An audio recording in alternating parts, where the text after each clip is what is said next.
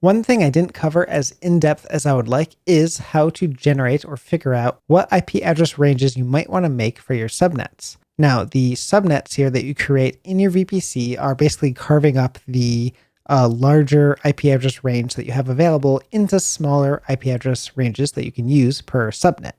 So we can see here that we have 3 subnets. The IP addresses do not overlap because they cannot. And we can see that we have 00/20, 16/0/20, 32/0/20, and these are 3 continuous subnets. So let's actually confirm that that's correct. So 172.3.1.0.0 over here.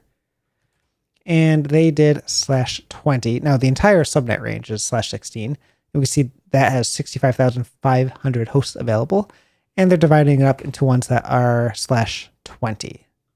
So each subnet that the default VPC has created here, it's going to be 4,094 hosts. So if we do 65,500 divided by that, we'll see it's roughly 15 or 16 subnets that we could possibly get from that. So we're limited to 15 or 16 subnets total here, possibly. Now that's kind of a lot anyway, so that might work. And how many subnets you create is completely up to your use case. If you need a lot for some specific use case, for example, using network ACLs to lock down certain subnets for certain types of traffic. Okay, so 3100/20 we see is 3100 all the way to 3115.255, which means the next available IP address is going to be .16.0.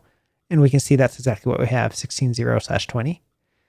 And if we start there, we'll see the next one after that IP address range of 4,094 hosts is 172.3.1.3.1.254, which means the next available IP address after this range is going to be 32.0.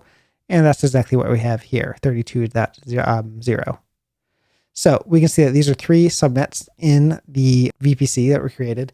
These are about 12,000 IP addresses total, within these 3 subnets, which means there's quite a bit left, right? So 35,000 minus 12,000, there's another like 23,000 IP addresses available in this VPC that are not used at all, that we can't use because we don't have subnets assigned to them. Okay, so what does this matter for us? What we want to do is make a new subnet, and the subnet that we're going to do is going to be the 10.0.0.0 ones, just because that's the one I chose. And we can do /16 to get the entire subnet, but we're actually going to do /17, we'll see, and that'll be half. So we're going to make a VPC half the size of what we could possibly do, and it still has, a huge amount of hosts and a huge amount of IP addresses within it. And then we are going to make or calculate some subnets of our own. Now, in my case, we're going to do /21, which are going to be smaller. And the /21 is going to be 2,046 hosts per subnet. Again, that's still a lot. And then we have to figure out what our IP address ranges will be. And those will be here, right? So 10.0.0.1 through 10.0.7.254 will be the usable IP addresses. And here's the actual range. And we can see that the next range after this is probably going to be 10.0.8.0, right? For the next range that's after the base one here of 10.0.0.0 through 10.0.0.7.255. So if we update and get the 8.0 there, we'll see that's in fact the next range of IP addresses, or the next 2,046 IP addresses available.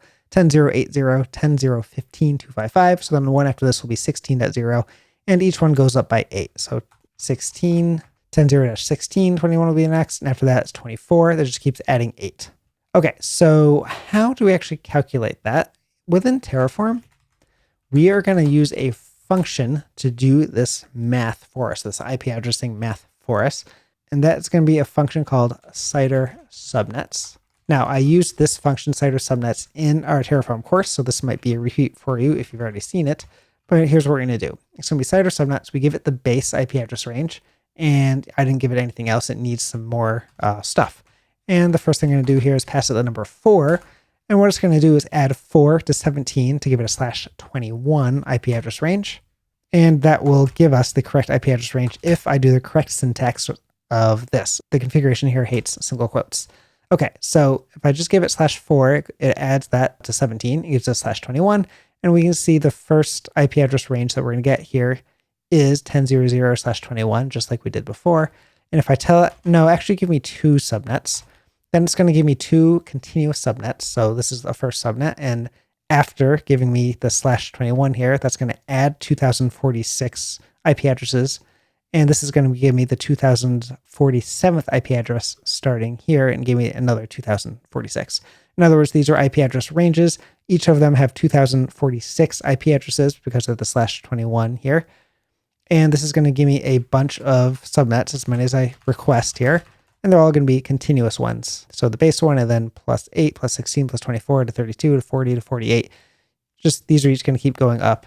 8, which happens to be what you see when you add a /21 to the end of this. We're going to add 2046 IP addresses to each of the base here, and it's going to keep going up and up and up and giving us subnets with no overlapping IP addresses. Each of these will contain 2046 IP addresses.